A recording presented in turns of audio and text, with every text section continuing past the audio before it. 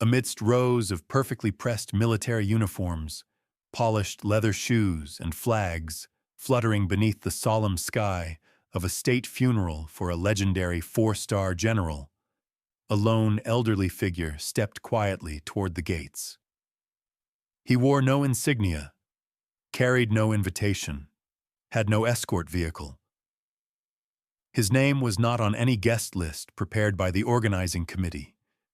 He had only an old cane, a faded coat, and a pair of eyes that had lived long enough to understand the difference between glory and being forgotten. He was stopped. "I'm sorry, sir," the guard said firmly. "This entrance is restricted to guests with special clearance from command. This is a high-level funeral. You're not permitted to proceed." People around him passed by as if he were invisible. Some glanced at him with pity. Others simply didn't look. No one knew who he was. And no one knew that the general lying beneath the flag-draped casket had once said, "If I die and he shows up, you make sure he sits closest to me." That wish had just been denied. His name was Elias Grant. But in the military personnel database, that name no longer held an identification number. In the honor roll reviews, it was never mentioned. Not because he had served less, but because he came from a generation taught to serve and then quietly withdraw when life no longer offered applause. Elias had once been a drill sergeant in a special operations unit where every victory went unrecorded. He was not the man featured in history books. He was the man behind the legends those books were written about. The general being honored today, the one mourned by an entire nation, had once been a clumsy young recruit who arrived at camp in the dead of winter. Elias was the first to fix his bootlaces, the one who taught him to fire without trembling, and the one who showed him how to get back up after every fall. No one remembers the one who taught. They only remember the one who was honored. And Elias understood that. He had never wished to stand on any podium. All he ever hoped for was that when the day came, the day his former student was laid to rest, he might stand quietly in the crowd, like a final period at the end of a story in which he had once played a part. But today he had been stopped right at the threshold, and not a single person among the ranks stepped forward to say, "He was the one who kept us from falling." Elias stood still. No protest. No confrontation. He simply looked past the barricade toward the rows of younger soldiers bowing their heads, unaware that the man who had once protected their lives was now left standing on the outside. The wind slipped through the buttons of his worn coat, and Elias remained there just as he had once stood waiting for his soldiers to return from battle, silent and expecting nothing. The mournful notes of a bugle had just begun to rise when in the pocket of a security officer, a phone vibrated softly. He glanced at the screen. Military Honors Command Center read priority. On the other end was a deep voice, clear and composed, each word shaped like it had been forged through decades of command. "Who was just asked to leave the northern gate." The officer froze slightly. He looked around and spotted Elias Grant, aged spine slightly curved by years of wear, standing at the edge, saying nothing. "An elderly man, not on the guest list, sir." The voice replied, "Is he wearing a faded gray coat?" Right hand trembles slightly. The officer confirmed, "Yes." The voice said, "Let him in, immediately." There was a moment of hesitation. The officer asked, "May I confirm who's speaking?" The response came without pause. "Four-star General Marcus Hale. I'm seated on the front row of honor. You have 30 seconds to correct this before I stand up and halt the funeral." The call ended. No goodbye. But the weight of that voice pressed into the air like gravity. As the bugle fell silent, a squad of ceremonial guards moved swiftly to the side gate. They said nothing. They simply approached, and all at once raised their hands in salute to Elias. None of them knew who he was. They only knew this: If a four-star general was willing to interrupt a national funeral to let one man in, then that man was no ordinary man. Elias said no words of thanks. He gave a quiet nod, then walked past the rows of soldiers as if returning to a place he had once belonged. Even if in the system his name had been forgotten, but in the memory of one man, the most powerful man present, that name still held weight. The ceremony had reached its most solemn moment. The portrait of the late general was being raised by two steady rows of hands. The folded triangular national flag lay beside it, and every gaze turned toward the ceremonial grounds like a silent tide. A gentle wind stirred the buttons on crisp uniforms, yet no one moved, except for one man. From the front row, where generals, politicians, and state representatives sat according to protocol, Marcus Hale slowly rose to his feet. His presence alone was already a notable symbol. He was the only commander present who had fought alongside the deceased for over 3 decades. But for him to stand at this very moment, when everyone else was bowing their heads in remembrance, caused murmurs of confusion across the rows. Eyes darted uncertainly. No one understood what was happening. Marcus said nothing. He turned, walked past each row, and headed toward the left wing of the hall, where just moments ago an old man had quietly entered through the side gate. Elias Grant stood there. In his faded gray suit, worn shoes, one hand still trembling. But his eyes were steady, like a rifle that had been precisely zeroed, fixed, unwavering. They did not shake hands. They did not embrace. They simply stood facing each other, two figures once etched into the same trench line, one now draped in a uniform heavy with medals, the other without so much as a name badge. Marcus raised his hand not to wave, but to salute. A full, formal salute. Military style, exact, unmistakable. The entire formation behind him seemed paralyzed for a moment. Then another man, a young colonel, stood and saluted as well. Then another, and another.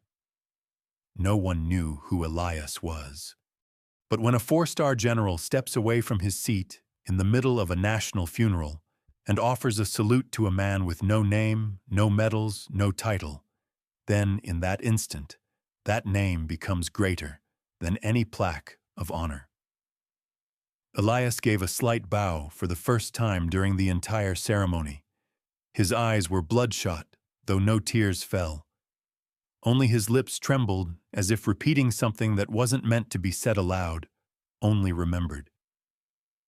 Elias Grant's name did not appear on the guest list. Not because he had been forgotten, but because someone had deliberately chosen to leave him out. On the thick, polished press copy under the section Notable Contributors to the Career of General Harrison Blake, his name was nowhere to be found. Yet anyone familiar with military history, or who had fought in the El Morata conflict of 1987, knew the truth. Without Elias, Blake would never have survived. Internal records had been altered.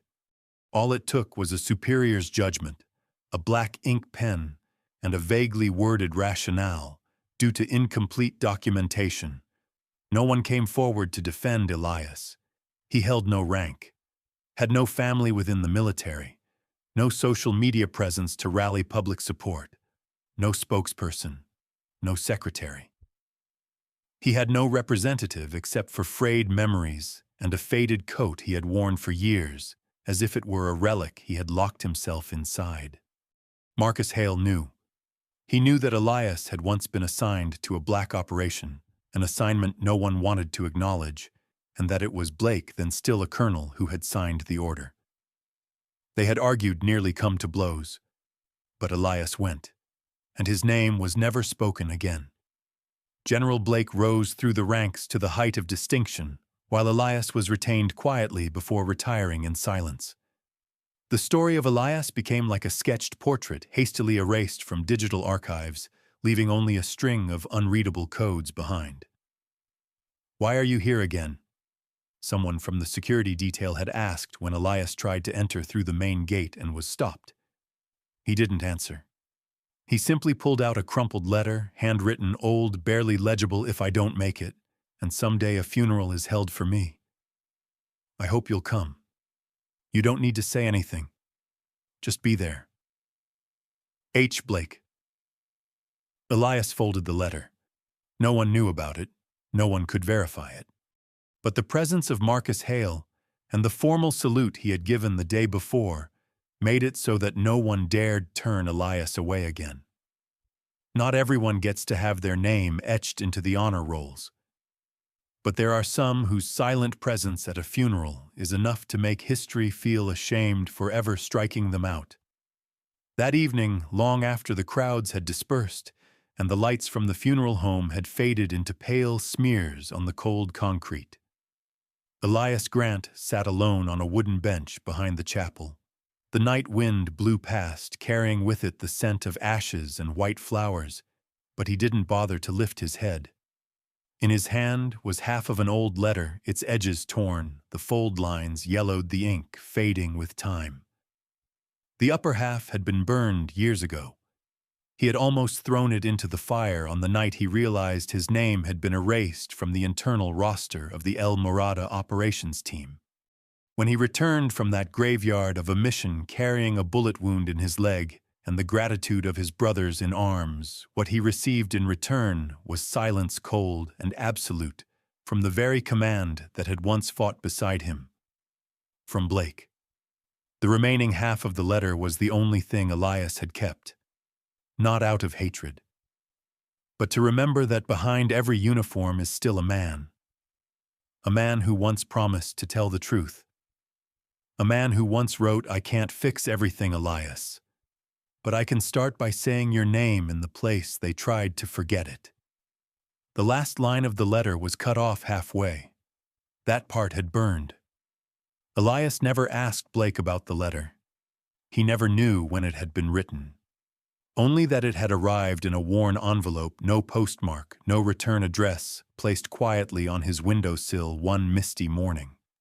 "Why didn't you burn the rest of it?"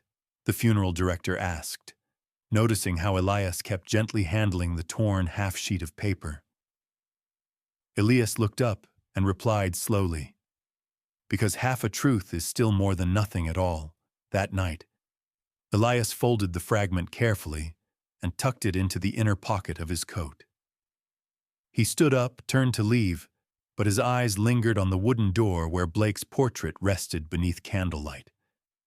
They were no longer comrades, nor were they enemies. They were two men who had survived things no history book ever recorded. One became a general, the other was forgotten, and the torn letter, like Elias's trust, was no longer whole, yet not shattered enough to disappear.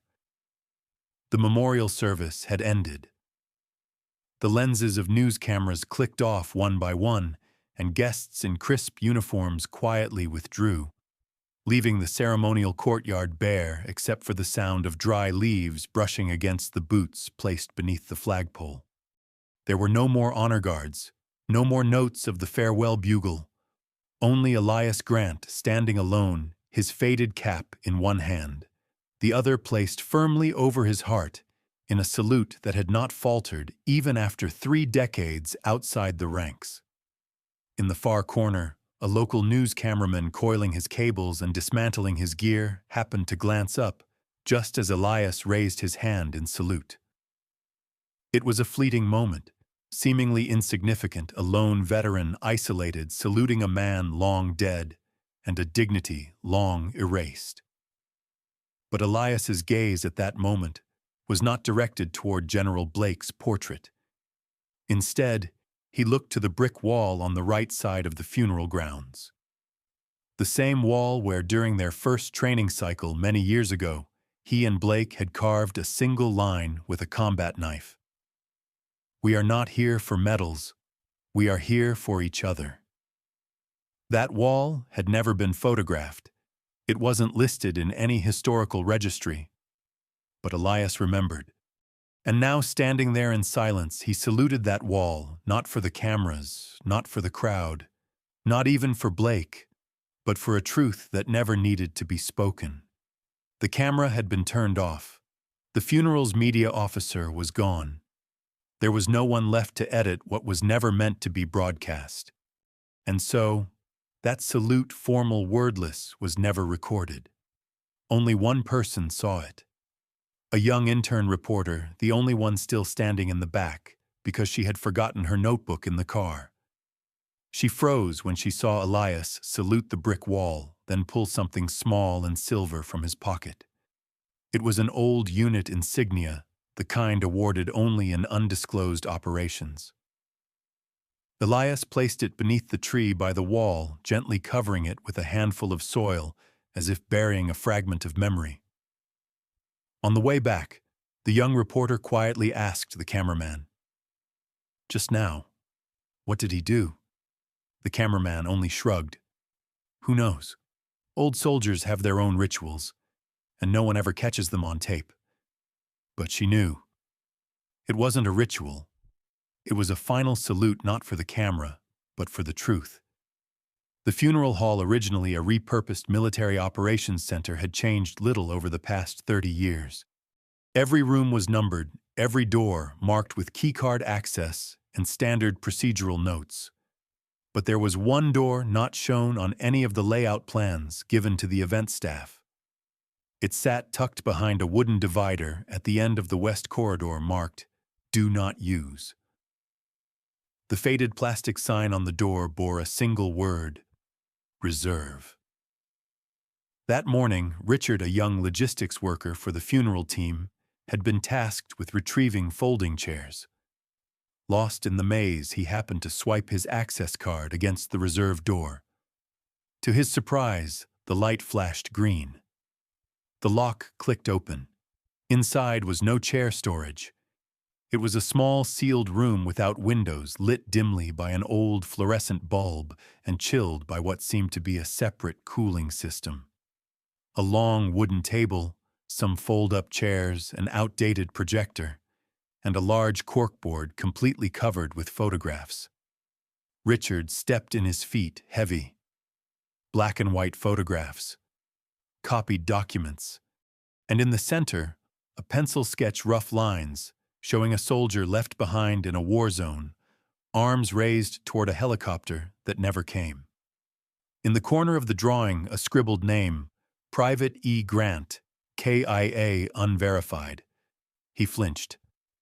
Grant, wasn't that the name of the old man turned away yesterday?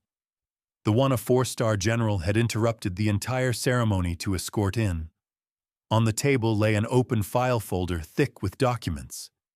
Its cover bore the stamp, "Classified." In the corner, a handwritten note read, "Case not eligible for honors." Another note, slanted and possibly written with the left hand, said, "Not killed. Forgotten. But surviving doesn't mean being remembered." Richard stepped back, his spine pressing against the cold wall. It wasn't fear, it was understanding. He realized why no one wanted this room to exist on the official map. It didn't store chairs. It stored inconvenience. Names no one wanted to recall. Survivors who lived in the wrong timeline, like Elias Grant, not dead, but no longer fitting into the mold of official glory. Before leaving, Richard snapped a photo with his phone, a quick shot of the sketch, the lone soldier reaching upward through dust and silence. He told no one. But as he stepped back outside, the look he gave Elias, who sat alone on a stone bench in the courtyard, had changed. It was no longer pity. It was quiet respect for a man who was never supposed to be there. One day before the ceremony, at precisely 11:47 p.m., a closed-door meeting was held in the Situation Room on the lower floor. No live stream, no public minutes, only a single line on the internal calendar marked the session. Review of Honor, Legacy, Inclusion, Special Case. In attendance were representatives from the High Command, a spokesperson from the Department of Veterans Affairs, and a single figure not in uniform, 4-star General John W. Halverson. He had once commanded the combat zone where Private Elias Grant had served, and he was the only surviving officer from that brigade with the authority to request a formal case reassessment. When asked why he wanted Grant added to the honor list after years of exclusion, Halverson did not present a formal report. Instead, he opened a worn leather pouch and pulled out a broken military dog tag, its edges scorched. On the back was Grant's identification code, perfectly matching archived records. On the front, a line had been scratched by hand. "Don't forget me. We've forgotten this man long enough." Halverson said, his eyes never leaving the tag. He wasn't killed because of cowardice. He didn't run. He was left behind because we didn't have the courage to face our own past. A young advisor hesitantly spoke up, "But his record isn't clean. There are questions about the withdrawal order, and no one can verify exactly when he was separated from his unit." Halverson turned slowly and spoke each word with precision. "How many people must be erased before we consider a story clean enough? Do you want to wait until someone rewrites it with the proper paperwork? Or do you want to be the one who strikes the name of a man who saved an entire squad by acting as live bait?" No one answered. At the conclusion of the meeting, all attendees were instructed not to speak publicly about the review. Grant's name would not be added to the official printed program, nor would it appear in the materials distributed to the press. However, a seat of honor bearing a hand-carved nameplate would be placed beside General Halverson's casket at his personal request. And the ceremony itself would come to a halt if Elias Grant was not permitted entry. That night, Elias Grant knew none of this. He slept on a wooden bench at a bus stop near the cemetery, resting his head on a worn-out backpack. Inside the pack was a faded military uniform and a letter never sent. But for the first time in many years, he dreamed of the old battlefield of a place where someone still remembered him. Not as a ghost, but as part of the unit. As someone who had never truly disappeared. The honorary seating row stood closest to the stage where military officials, senior advisors, and General Halverson's family were arranged in a precise line. Handshakes were exchanged, respectful glances shared, and applause rippled like a chorus orchestrated in advance. And then, just as the casket was lifted, the national anthem faded, and everyone bowed their heads in solemn silence. An old man stepped forward. He wore no nameplate, no medals. His clothes were not the official dress uniform, just a weathered service outfit and a trembling hand raised to his chest in an old-fashioned salute. The first to notice him was not a guard, but a young recruit holding the flag in the rear. He turned to the person beside him and whispered, "Who is he?" No one answered, because they weren't sure, and no orders were given. Elias Grant stopped in front of the empty chair placed beside the casket. On it, a small engraved plaque read, "Private E.G. returned to position." In that moment, all the cameras, microphones, and lenses that had been carefully set up turned away. It was as though everyone had silently agreed not to document what shouldn't officially exist. But in the third row, a veteran stood up, then a second, then a third. Faces weathered by time, once part of that same brigade, now transformed by age and life, yet carrying one shared memory burned deep into their gaze, the night of the split in the Greenwood Forest, when Grant had volunteered to stay behind as live bait so the rest could escape. There were no statements made, no applause, just a quiet series of nods from those who had once served beside him. No one told them to do it. No one needed to. But that nod, simple and deliberate, buried deeper than any verdict, any resolution, or any certificate ever signed in retrospect. In the distance, the security major in charge considered stepping forward to request the old man to leave, but before he could take a full stride, a hand stopped him. It was the regional lieutenant general. He shook his head and said softly, "No need. If anyone has the right to stand there, it's him." Elias Grant said nothing. He simply stood still, his eyes fixed on Halverson's casket, as if trying to send a final message that words could never carry. Then he turned away and walked off as though he had finally completed a mission he had been waiting his entire life to fulfill. As he disappeared behind the line of trees, an amateur photographer seated in the crowd managed to capture a single frame, an aging soldier, his silhouette fading quietly into a forest of funeral flags behind him. A chair engraved with a name, and all heads still bowed in solemn silence. That photo of an old soldier walking quietly through a sea of mourning banners, with the engraved seat reading Private E.G., Return to Position, was never published in any official military press. No formal media outlet referenced it. No public eulogy mentioned his name.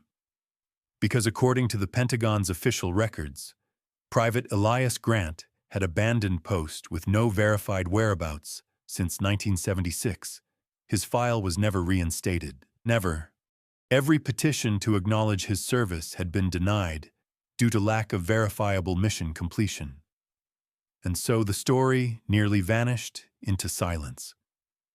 Were it not for one thing, the photo was uploaded online by a boy, the son of a veteran who had attended the funeral and happened to capture the moment Elias stood.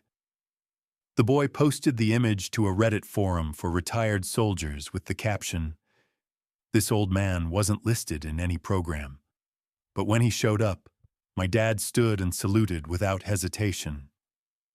Anyone know who he is?"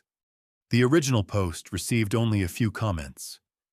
But then, as hours passed, names began to appear.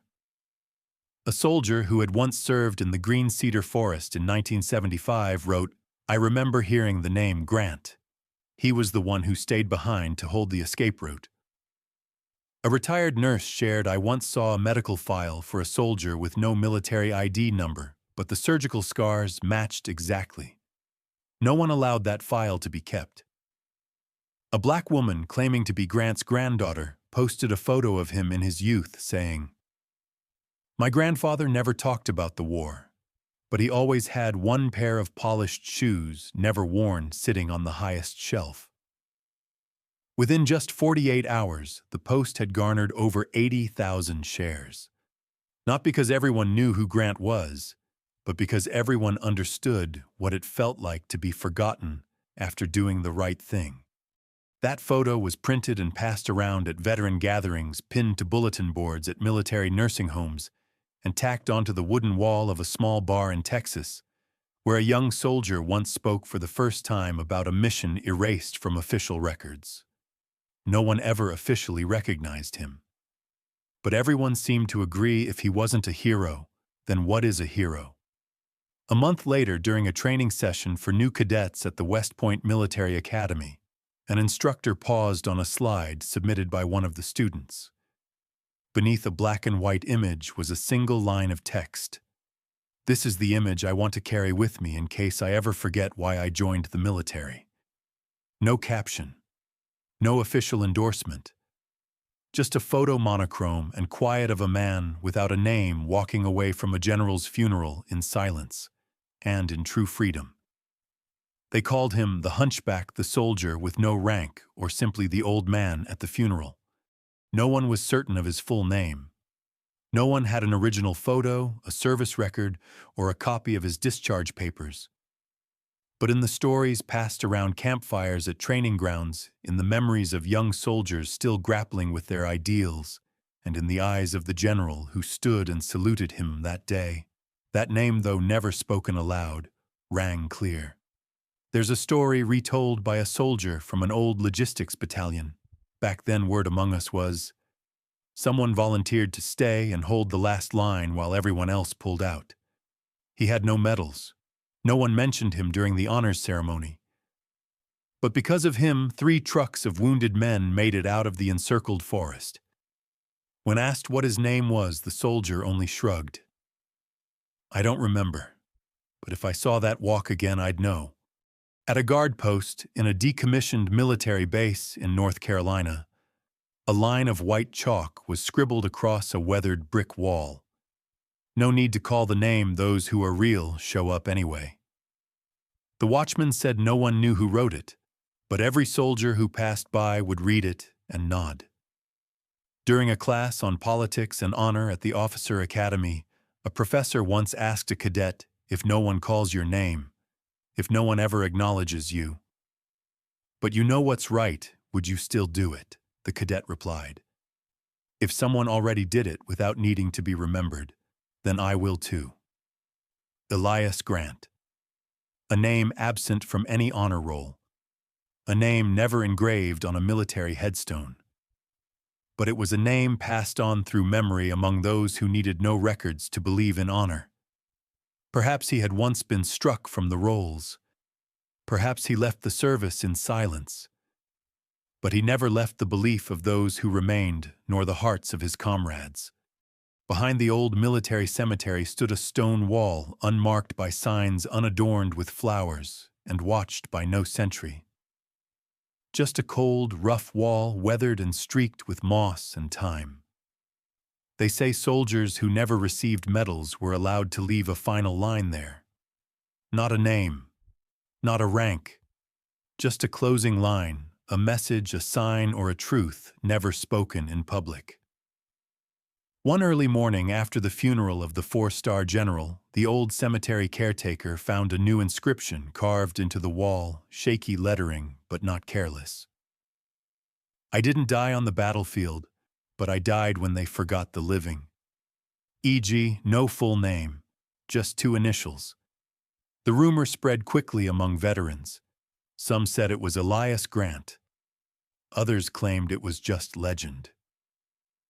But when new recruits were brought to visit the cemetery during their first field orientation, the officer guiding them stopped at that wall, pointed to the inscription, and said, "Not everyone gets their name etched in stone, but each of you, if you live honorably, will leave a line somewhere, something the next generation can look at and know someone once stood here. Someone once chose what was right when no one was watching." Years later, at a closed military reform conference focused on delayed honors and recognition, a young colonel stepped up to the podium and ended his speech with one final thought. We may honor our generals, but let us not forget that a single nod from someone forgotten made everyone else rise. Sometimes a name need not be spoken because everyone already knows what they owe. The line carved into the stone wall was never erased. No one touched it. No one painted over it. They left it there as a quiet reminder that some truths don't appear in official reports, and some heroes never step onto podiums of honor, but stand tall in the memory of those who understand what loyalty without applause truly means. There are people who live their entire lives in the shadows, leaving behind no bold traces. Not because they weren't important, but because they were the quiet pillars, holding up a system that had slowly forgotten gratitude. The old man in this story, Elias Grant, never needed to be on television. He needed no microphone, no interviews. Just one glance, one nod, and one steady step forward among hundreds with bowed heads was enough to bring the entire ceremony to a halt. In that single moment, honor did not come from rank, but from memory, from the knowledge of who stood their ground when others were absent. There is a silence that is not weakness, but the foundation of unshakable loyalty. Honor is not something handed out with medals. It is what others feel when you pass through their lives, and they never forget. History is not written only by victories, but by kindness shown at the right time in the right place, even if no one was watching. If you've ever seen someone forgotten in a crowd, if you've ever known a person who gave more than they received, tell their story. Hold on to their name even if it's only in a whisper, because maybe, just maybe, your nod will be the moment that makes the world stop. Thank you for staying until the very last moment of this story. Not everyone pauses to listen to a man whose name isn't on any monument, who doesn't appear in history books, but who lives on in the memories of those he once helped. If this story touched your heart, Please consider subscribing to the channel and turning on notifications. Every new subscriber is a reminder that there are still people who believe in the value of silent honor loyalty without a spotlight and kindness that asks for no recognition. We will continue to share stories like this so that no memory is forgotten and no hero is erased again. Thank you for being here.